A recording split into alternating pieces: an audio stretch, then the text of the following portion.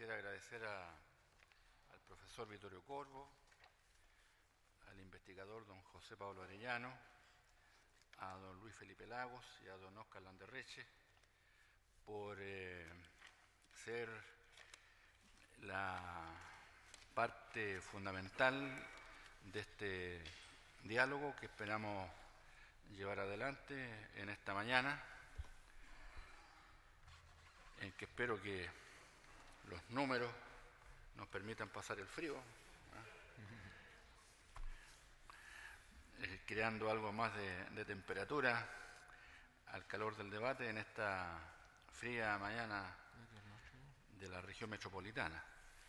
Quiero agradecer a los investigadores que nos acompañan, a los representantes de los centros de estudio, del Centro de Estudios Públicos, del CIEPLAN, de Igualdad, de Libertad y Desarrollo, por tener la disposición de colaborar en esta tarea que no es fácil, de dialogar con el propósito de buscar alternativas que sean coincidentes y que permitan abordar, ojalá, en conjunto, un desafío tan importante para nuestro país como es el llevar adelante una reforma tributaria que efectivamente cautere el interés nacional. Deseo agradecer en especial a los asistentes que nos acompañan, muy particularmente a los más jóvenes. Hay un número importante de asistentes que nos acompañan en esta mañana, que se nota en sus rostros, que son que inician su participación en este tipo de seminarios. No todos son tan jóvenes en todo caso, pero hay un número significativo de ellos. Les agradezco que nos acompañen. La idea que hay atrás es bastante simple, es dialogar. Yo veo que los espacios que hay en nuestro sistema político actual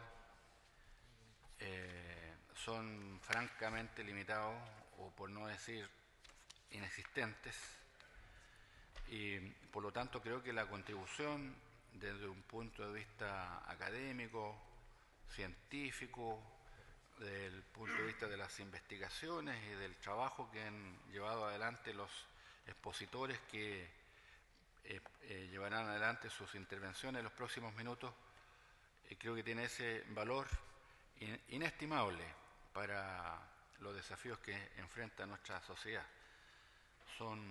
Es tan larga la lista de desafíos que hay que enfrentar que resulta prácticamente imposible que se puedan resolver correctamente si no es creando espacios de intercambio de opiniones y de diálogo que avancen hacia, ojalá, una aproximación compartida respecto de la naturaleza de los desafíos que enfrentamos, y mejor todavía si es que se logra coincidir respecto de las propuestas de país que se tienen que llevar adelante en el curso de los próximos años y de los próximos meses.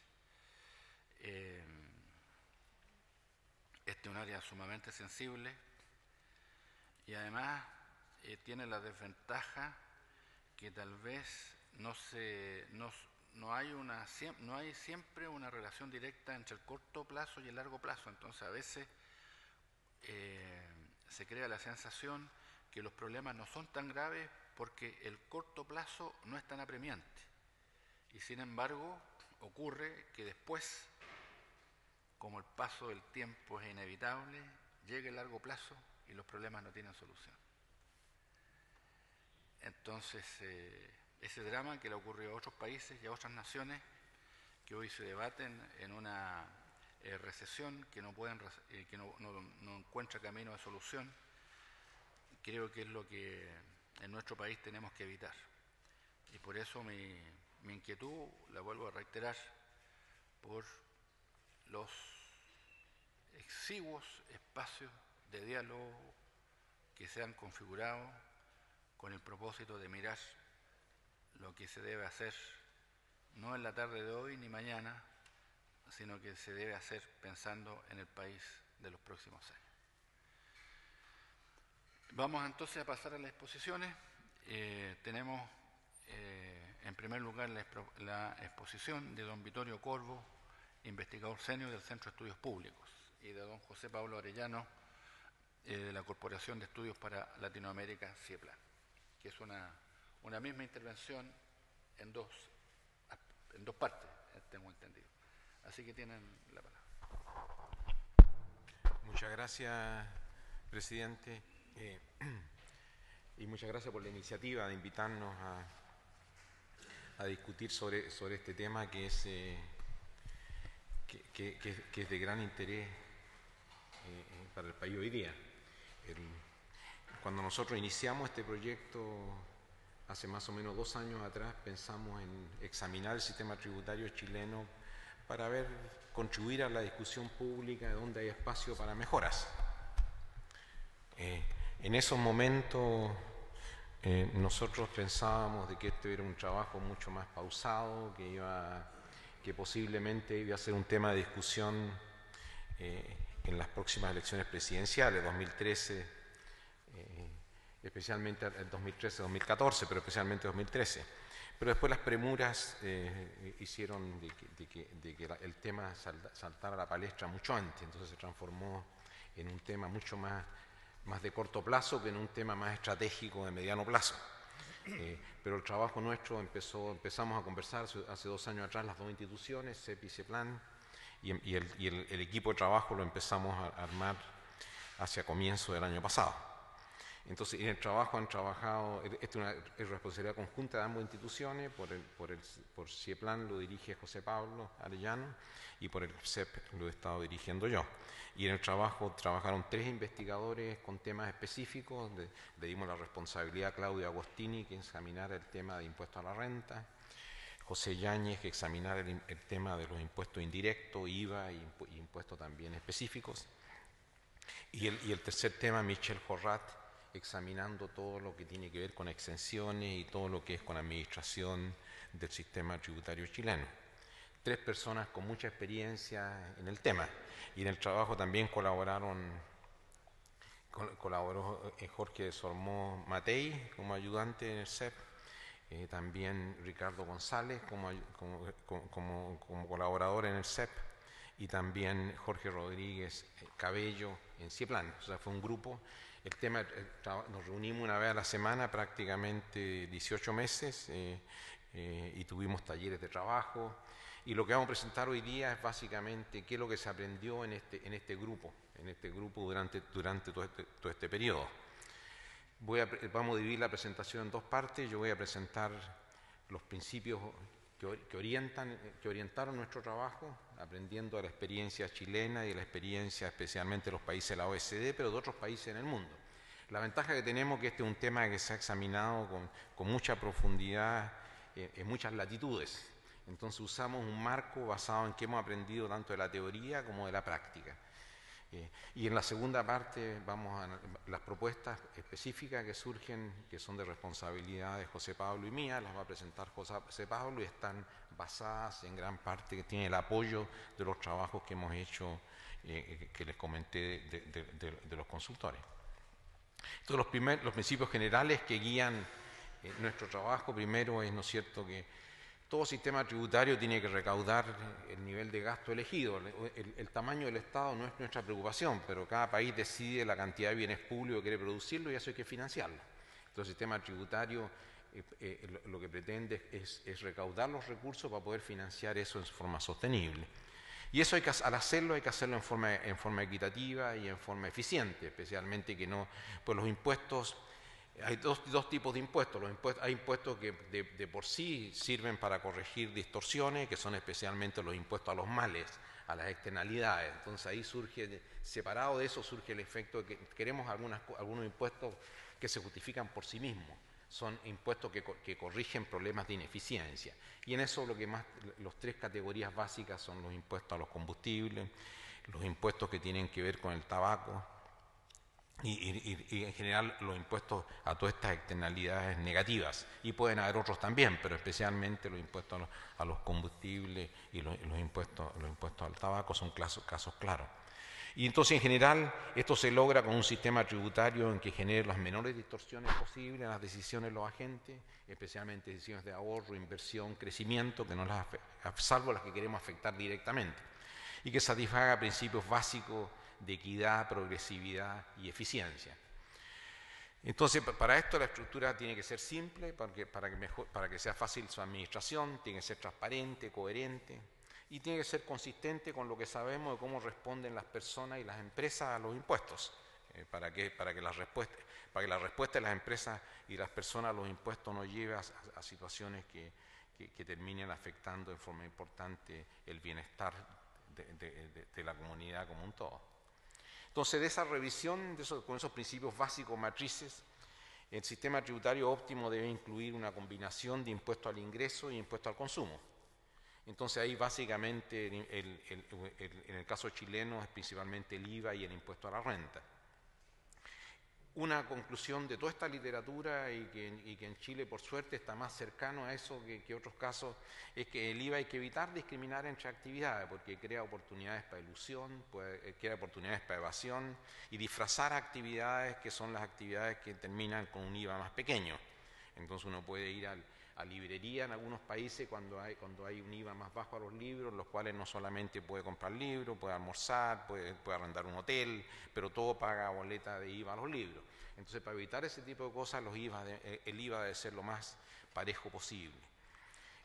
Sin embargo, hay actividades, como les decía al comienzo, que generan externalidades y esas sí que queremos ponerle impuestos distintos. Y eso no es por razón ya no es recaudación, sino que ahí que verdaderamente queremos penalizar. Y eso básicamente tiene que ver con actividades que generan externalidades, especialmente los cigarrillos, los alcoholes y los combustibles. Y ahí tenemos propuestas concretas, porque aunque en Chile lo usa en esos casos, nuestras propuestas son de que la evidencia internacional y la evidencia teórica es que es mejor tener impuestos con una base distinta de lo que usa Chile, o como se ha referido José Pablo, que los niveles sean mucho más altos que los hoy día. Las externalidades que generan los combustibles, especialmente el combustible diésel, es mucho más allá de lo que hoy día se está fijando en su impuesto. Si cualquier cosa, sus impuestos deben ser más altos y no más bajos, como muchas veces se discute. Aquí hay que tener mucho cuidado porque cuando uno hace propuestas en impuestos hay muchos intereses creados, o sea, hay mucha historia.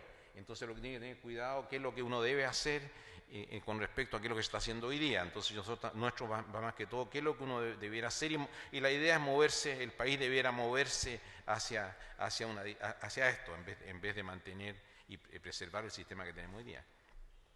En el caso del impuesto a la renta hay que velar por la equidad horizontal y eso es muy importante. Dos personas con el mismo ingreso, donde en Chile hay grandes oportunidades para mejorar, dos personas con el mismo ingreso deberían pagar el mismo impuesto, independiente si el ingreso es al trabajo o el ingreso es al capital. Entonces el ingreso, dos personas con el mismo ingreso deberían pagar lo mismo. También debería haber equidad vertical, o sea, cuando lo que uno paga, que no se distorsione con respecto a su escala de ingreso. Cuando va subiendo, que el impuesto no lo deja a uno por debajo de lo que lo dejaba antes de ganar el impuesto. Que el ranking relativo no cambie con el impuesto. Y también debe ser progresivo. El impuesto a la renta tiene algo que ayudar a mejorar la distribución del ingreso. No es lo principal, la distribución del ingreso se mejora especialmente mejorando la oportunidad en la acumulación de capital humano. Pero tiene algo que contribuir y esa contribución se requiere un impuesto que sea más progresivo. Y un impuesto progresivo se logra con tasas progresivas, pero especialmente la progresividad, donde más uno va a lograr progresividad es eliminando exenciones y franquicias. Ahí se pierde, en esos poros es donde se arranca y se destruye la progresividad. Entonces hay que ser muy cuidadoso cuando uno establece franquicias. Ahora, todos los tipos de ingresos, como os decía, debieran enfrentar la misma estructura tributaria, incluyendo la ganancia de capital, porque uno trata de disfrazar ingresos como ganancia de capital y de esa forma el ingreso del capital termina pagando mucho menos que el ingreso del trabajo. El impuesto a las empresas tiene que ser integrado con el impuesto a las personas, porque al final las que pagan impuestos son las personas, los consumidores cuando consumen algo. Entonces Chile ahí tiene la gran ventaja que en esto está en la frontera, o sea, Chile tiene hoy día el impuesto a las empresas integrado con el impuesto a las personas. Y se hace así porque eso es una forma de una mejor forma administrativa de recaudar el impuesto, en vez de hacer todo, de ser capaz de identificar cómo el ingreso a la empresa termina en las personas por su propiedad de la empresa. Es mejor que lo haga la empresa como un agente recaudador. La base imponible de la empresa debe descontar, y también la de las personas, todos los costos que uno incurre para generar el ingreso. Entonces, eso es muy importante tenerlo en cuenta. Y en particular, si uno va a tener impuesto a las ganancias de capital, lo que va a pagar es la ganancia de capital, pero hay que sacar lo que es el retorno normal. Porque eso va a generar ingreso para el futuro.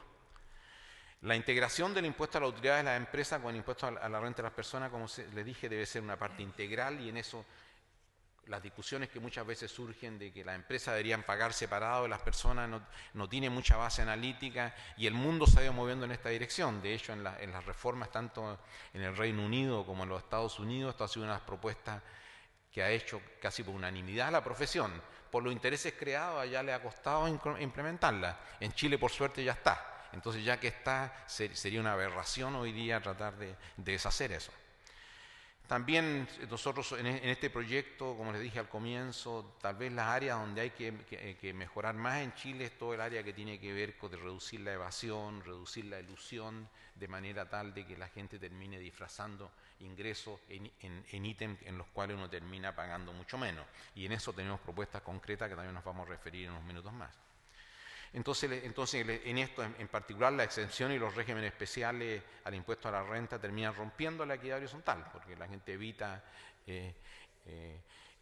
disfrazando ese ingreso, aparece como que tuviera menor ingreso. Reducen la progresividad, o sea, todo lo avance en progresividad, en vez de pensar en tasas, y tal vez tasas hasta uno las puede bajar, los aumentos en progresividad hay que buscarlos eliminando fuentes de ingreso que quedan escondidas hoy día. Y también promueven la elusión y promueven la evasión. Por eso que les decía al comienzo que el impuesto, no solamente tenemos que tener un IVA homogéneo, sino que también deberíamos tener impuestos a las utilidades de las empresas, que debían ser de tasa única. Todas estas cosas que muchas veces inventamos de tener tasas distintas de acuerdo al tamaño de la empresa, de acuerdo a la región, todo eso termina siendo una fuente importante de elusión, evasión, y eso destruye la progresividad. O sea, hay que ser muy cuidadoso con diferenciar por empresa, y aparte también promueve que las empresas se disfracen todas de empresas pequeñas, si esa es la forma de pagar menos impuestos. Donde sí se puede justificar un trato diferenciado en actividades asociadas a recursos naturales, porque ahí puede generar renta, y en eso Chile ha avanzado, y a lo mejor hay más que avanzar. También hay actividades que producen beneficios para la sociedad, que pueden ser eficientes promoverlas a través del sistema tributario. Y aquí el ahorro previsional, porque la gente tiene miopía en la previsión. También lo que puede ser educación, acumulación de capital humano, cultura, investigación y desarrollo. Pero en esto hay que ser muy cuidadoso, porque las exenciones, como les decía al comienzo, primero aumentan los costos de cumplimiento del sistema y también de fiscalización, y crean incentivos para que las actividades distintas se disfracen de las que uno quiere promover. Entonces, hay que hacerlo, esto tiene que ser la excepción y no la regla. Hay que ser muy cuidadoso y hay que tener los elementos adecuados para tratar de controlarlo. Otro punto importante de la literatura es que la progresividad de las finanzas públicas no es solamente en los impuestos. O sea, la progresividad es una cosa conjunta, es los impuestos y también las transferencias. Incluyendo en las transferencias pueden haber impuestos al ingreso negativos, que sería una transferencia relacionada con el ingreso de la familia. Pero la mejor forma de lograr esta progresividad es combinando, o sea, uno tiene que analizar la progresividad del sistema como un todo, del sistema de impuestos y del sistema de transferencia. Para terminar, el sistema tributario también debe ser suficiente, en el sentido que debe recaudar suficientes ingresos para financiar el gasto en régimen. O sea, los ingresos ajustados por el ciclo deben ser capaces de financiar los gastos. Entonces tiene que ser suficiente para mantener de esa forma un activo que hoy día es muy importante, que Chile lo ha construido en los últimos 25 años y lo ha perfeccionado en los últimos 10 con las reglas fiscales, que hoy día es un activo raro en el mundo, tener cuentas fiscales ordenadas. Y para tener cuentas fiscales ordenadas uno tiene que tener la prudencia de cuando uno se compromete con gastos permanentes, tiene que también tener ingresos permanentes para financiarlo. Entonces, es un principio básico. Y los ingresos permanentes van a venir fundamentalmente del sistema tributario.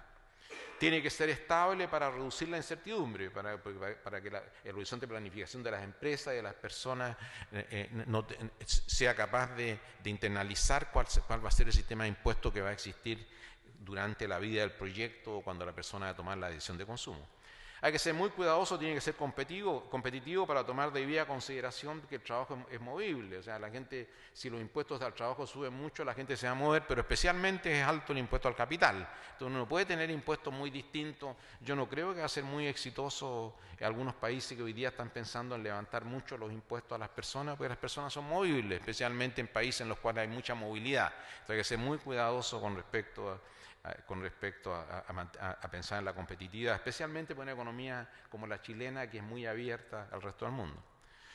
También tiene que ser unificado para evitar los efectos de la afectación de impuestos. En esto Chile tiene una tremenda ventaja, que la mayor parte de los impuestos en Chile son impuestos nacionales, que no son earmark, no están destinados a una sola cosa. Entonces, y ese es un principio también que se debiera perfeccionar. Puntos donde existen propuestas alternativas y también se discutieron mucho en el proyecto y hay alternativas a considerar, tiene que ver primero con la forma de grabar las utilidades de las empresas, donde puede ser por las utilidades devengada o por las utilidades distribuidas. Y ahí básicamente el hecho está si uno va a tener suficiente elemento para tapar los hoyos que se puede tratar de evitar cuando es sobre utilidades distribuidas, porque la gente trata de usar eso para evitar impuestos. Creemos que están las dos opciones, que está la parte de vengada o que está la parte también de solamente las distribuidas, pero ser muy cuidadoso de evitar de que se disfracen otros ingresos para evitar el pago de impuestos. La tasa del impuesto corporativo debe ser única, dijimos, y la diferencia por tamaño de empresa o por sector económico genera inequidad, ineficiencia e incentiva a la elusión. Y en cuanto a la base del impuesto a las corporaciones, les dije que está esta diferencia entre la vengada y la otra. Entonces, termino, la estructura del proyecto, como digo, fue dirigido por nosotros y hay 3 trabajos, todos estos están disponibles en la página web del CEP y de CIEPLAN. Están las propuestas para mejorar la eficiencia del IVA de los impuestos específicos de José Yáñez, franquicias tributarias, evasión y administración de Michelle Jorrat, y evaluación y propuesta de mejora del impuesto a la renta de Claudio Agostini. Entonces, y como les digo, están todos en las páginas web. José Pablo se va a referir ahora a las recomendaciones y al final vamos a participar los dos en la discusión final. Muchas gracias. Reitero nuestros agradecimientos al presidente del Senado por organizar esta reunión y promover el diálogo en un tema tan importante. Sobre la base de los principios que surgen de análisis económico, de la experiencia de los países, especialmente la OECD, y de las propuestas de esos países para mejorar sus sistemas, recogemos algunas recomendaciones. La primera tiene que ver con reducir la evasión. Creemos que todo lo que se puede hacer para reducir la evasión es pura ganancia en términos de equidad y en términos de eficiencia. Siempre es difícil reducir la evasión, pero el análisis de los antecedentes demuestra que Chile ha tenido niveles de evasión menores de los que tiene ahora. Eso hace más fácil. Solo si nos planteamos recuperar las tasas de evasión que habían antes de la crisis, o sea, en materia de IVA. Si decimos, propongámonos llevar el IVA a los niveles de evasión que había en promedio el 2006-2007. Normalmente en las crisis la evasión aumenta, y así ocurrió. Y después de la crisis ha tendido a reducirse la evasión, pero todavía hay un espacio. Seguir reduciendo la evasión para que retroceda a los niveles que habíamos conseguido el 2006-2007 nos significa una recaudación de 1.100 millones de dólares. Lo mismo se puede hacer con el impuesto a la renta. Si nos proponemos llevar los niveles de evasión a lo que tuvimos antes de la crisis, hay 800 millones de dólares al año adicionales que podemos recaudar. Por lo tanto, primera opción que nos planteamos, reducir la evasión, hacerla retroceder a niveles que el país ya tuvo.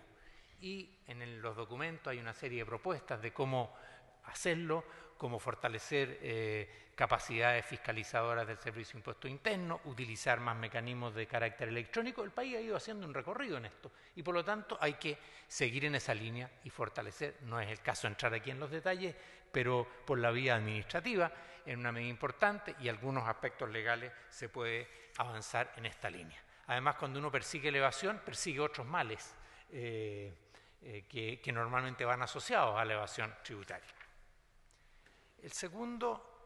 La segunda recomendación tiene que ver con el IVA. El IVA es nuestro principal impuesto. Como se dijo, es un impuesto parejo. Somos de los países en el mundo que tiene una tradición importante en materia de la aplicación del IVA desde los años 70 y nuestra sugerencia es que mantengamos este como el principal impuesto. Como se señaló antes, no podemos buscar que cada impuesto sea progresivo, este no es un impuesto progresivo, pero al hacerlo parejo tiene la ventaja de que su administración es mejor y lo que proponemos es seguir extendiendo el IVA a las áreas que todavía no están gravadas. Una de ellas tiene que ver con las viviendas, con los bienes raíces, y lo que proponemos es extender el régimen en general de IVA a los bienes raíces, tal como se ha ido haciendo gradualmente en los últimos años, para todos ellos, y compensar a los bienes raíces de menos de 2.000 UF aumentando el subsidio habitacional para compensar el impacto que tendría el mayor IVA. También proponemos hacer lo mismo en materia de transporte aéreo, para el transporte aéreo pasajeros. Esto tendría un costo tributario ya que las empresas usan y podrían descontar el IVA cuando se trata de gente que está viajando por razones de trabajo. Y proponemos extender el tratamiento que tienen las exportaciones de bienes a las exportaciones de servicios. Desde el punto de vista del desarrollo exportador de Chile, en el área de servicios tenemos un espacio de crecimiento importante, pero no tiene el tratamiento las exportaciones de servicios que tienen las exportaciones de bienes y proponemos extender el tratamiento de las exportaciones de bienes a los de servicios, vale decir que puedan recuperar el IVA a los exportadores de servicios y eso es un estímulo, los hace más competitivos. Eso también tiene un costo en materia de recaudación, hay que hacerlo gradualmente para que esto no genere oportunidades de evasión. Pero en materia de IVA, por lo tanto, proponemos extender este tratamiento a a otros bienes, en algunos casos con mayor recaudación, como los bienes raíces, y en otros con menos, como especialmente en el caso de las exportaciones de servicios. En la misma línea del IVA, analizamos el tema del tratamiento de los servicios financieros. En ninguna parte del mundo se gravan con IVA los servicios financieros porque es muy difícil hacerlo. Para eso existe un sistema alternativo que es el llamado impuesto de timbre y estampilla, que logra más o menos el mismo efecto. Proponemos que la tasa de ese impuesto sea equivalente a lo que correspondería si se cobrara IVA, mientras no existe otro mecanismo. Eso significa una tasa algo superior a la actual tasa que grava por concepto de timbre y estampilla. Llevaría de prácticamente 0,6 a casi 0,8 anual como máximo. Esto significa por ese concepto una mayor recaudación, pero en la medida que es análogo a un IVA, también hay que devolverlo de los contribuyentes que son sujetos de IVA y que pagan. Por lo tanto, esto tiene en términos de recaudación una menor recaudación. Si se suma el hecho de llevar la tasa a un nivel equivalente al IVA y permitir que tenga el tratamiento como IVA, lo cual genera descuento de los contribuyentes que son sujetos de IVA. Eso es lo que proponemos en materia de IVA. Respecto a los otros impuestos indirectos, examinamos en detalle los impuestos a las gasolinas y a los combustibles, que son los principales impuestos indirectos que tenemos en el país.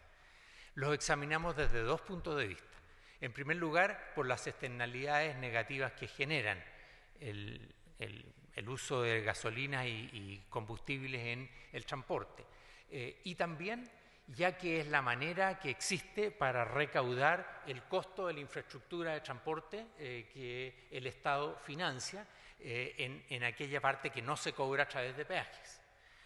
Y por ambos conceptos, además comparamos con lo que ocurre a nivel internacional, por ambos conceptos los niveles, las actuales tasas de impuesto a las gasolinas y en particular al petróleo diésel está por debajo de lo que correspondería, del nivel que correspondería, tanto en las gasolinas como especialmente en el caso del petróleo diésel. Proponemos, la gasolina está muy cercana a los niveles que correspondería, por lo tanto proponemos mantener los niveles actuales de la gasolina, pero sí elevar los impuestos al petróleo diésel. Entendemos que esta es llevarlo a 6 UTM por metro cúbico. Entendemos que esto tiene impacto sobre el consumo de los combustibles y por lo tanto proponemos que esto ocurra de manera gradual.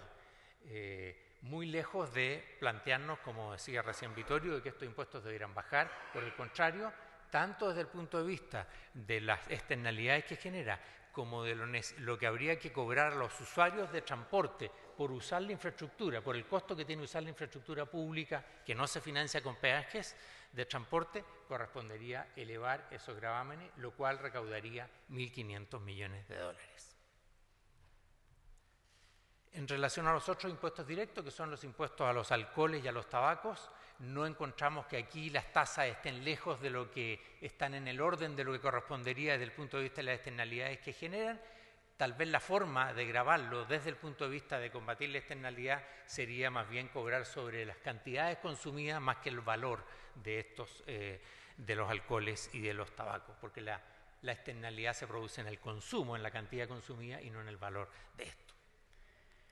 En relación al impuesto a la renta de empresas y personas, tal vez este fue uno de los temas que analizamos en mayor detalle.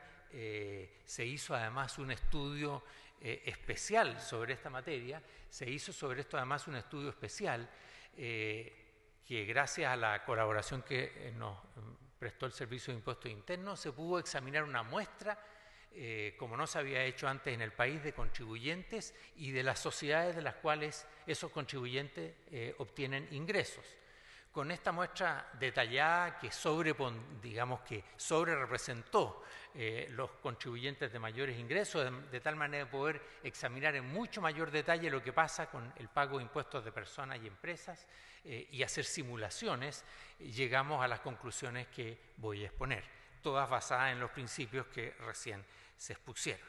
Y entonces nos parece que en el materia de impuestos a la renta, las proposiciones y las recomendaciones que hacemos tienen que ver precisamente de ese estudio que se hizo. En primer lugar, creemos que el sistema de renta presunta ya no tiene justificación, como la pudo haber tenido en momentos en que no existían los mecanismos que hoy día existen para facilitar el cumplimiento tributario, y que por lo tanto estos sistemas no solo no tienen justificación, sino que además introducen inequidad horizontal y reducen la progresividad. Pudimos simular qué es lo que ocurriría en el trabajo de Claudio Agostini, qué es lo que ocurriría si a los contribuyentes que hoy día utilizan el sistema de renta presunta pagaran con el régimen general. Y para aquellos contribuyentes de bajos ingresos se les aplicara el sistema conocido como 14 ter. Mejorando el sistema 14 ter, haciéndolo válido, haciéndolo regir para contribuyentes que, de acuerdo a la definición del Ministerio de Economía y Corfo, son de pequeña empresa, 25.000 UF, triplicando el monto de ventas con los cuales uno puede acogerse a ese sistema. Incluso así, reemplazando la renta presunta por este sistema, mantenemos entonces, haciendo ese efecto, mantenemos que la gran mayoría de los contribuyentes que hoy día pagan renta presunta sigue exento, y una pequeña proporción de ellos son los que empiezan a pagar conforme a lo que corresponde en su renta efectiva. Por lo tanto, esto mejora la progresividad, tiene una recaudación adicional de unos 59 millones de dólares, y solo 1.600 contribuyentes de los casi 18.000 que hoy día declaran renta presunta aumentarían su contribución respecto a lo actual, dejarían de estar exentos. Nos parece que esta medida sería, desde el punto de vista de equidad y eficiencia y progresividad, sería una medida adecuada. Planteamos también que para mejorar la fiscalización de los contribuyentes afecto a regímenes especiales, correspondería reemplazar el actual sistema 14 bis y 14 quater por el sistema 14 ter. Creemos que hay que simplificar el sistema al máximo, reducir la cantidad de regímenes especiales porque eso facilita la elusión y la evasión, y por lo tanto un solo sistema para contribuyentes de bajo, para pequeños contribuyentes, que la definición de pequeño la llevamos hasta 25.000 UF, que es la definición general del Ministerio de Economía, el triple a lo que hoy día funciona para el sistema 14 ter. Planteamos que la ganancia de capital deben tener un tratamiento común. Planteamos también que para los trabajadores que hoy día están afectos al sistema de impuestos de segunda categoría, debe permitirse la reliquidación de este para que el horizonte de contribución sea el año y no el mes, como ocurre para esos contribuyentes, muchos de ellos de bajos ingresos que no pueden reliquidar su impuesto y por lo tanto terminan pagando más que contribuyentes de ingresos equivalentes que tienen varios ingresos y no solo el impuesto de segunda categoría.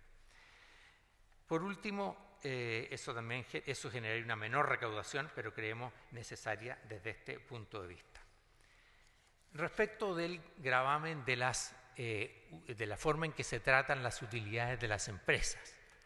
Como se dijo, hay dos mecanismos, el sistema tiene que ser unificado, tiene que ser indexado, tal como está actualmente, y se hicieron simulaciones para dos mecanismos. Uno, que es el sistema actual, en que se paga sobre la base de retiros, y otro sobre base de vengada. Y simulamos, en el trabajo de Claudio Agostini, se simuló qué ocurriría si los contribuyentes pagaran sobre base de vengada, con una tasa del 25% a las empresas y con una tasa a las personas del 30% como máximo, la tasa marginal máxima, con el objeto de disminuir la diferencia entre la tasa máxima a las personas y la tasa a las empresas. En ese caso, se recaudaría una cifra cercana a los $1.000 millones, habrían menos incentivos a elusión y evasión, y el sistema también incluyó para evitar el desincentivo a la inversión que hubiera depreciación instantánea, vale decir que la inversión en capital se tratara como un gasto. Bajo esos supuestos, la recaudación sería alrededor de $1.000 millones al año adicionales a lo actual, y principalmente habría una redistribución, vale decir, principalmente dentro de los que hoy día pagan impuesto a la renta, pagando más los que obtienen ingresos del capital o de sociedades y pagando menos los que obtienen ingresos del trabajo vía honorarios y sueldos. Ese sería el principal efecto de este cambio que está detallado, de esa simulación que está detallada en el trabajo. Alternativamente, mantener el sistema actual de pago por retiro con una tasa del 20% y bajando la tasa máxima del 40 al 37. La recaudación es muy parecida. Recomendamos y proponemos seguir por ese camino, principalmente porque tiene un impacto importante sobre el ahorro al gravar los retiros y no el total de utilidades devengadas. Con el conjunto de iniciativas en materia de impuesto a la renta, esta de mantener la tasa en 20% a las empresas y rebajar al 37%, más las distintas medidas que señalé anteriormente, se recaudan cerca de $1.500 millones, 1.460 millones de dólares para ser exacto. En total, las modificaciones tributarias que recomendamos, sin incluir las rebajas a la recaudación por concepto de evasión, recaudan $3.100 millones. Por último, recomendamos fuertemente un especial cuidado en materia de franquicias tributarias, como se señaló antes. Recomendamos además que desde el punto de vista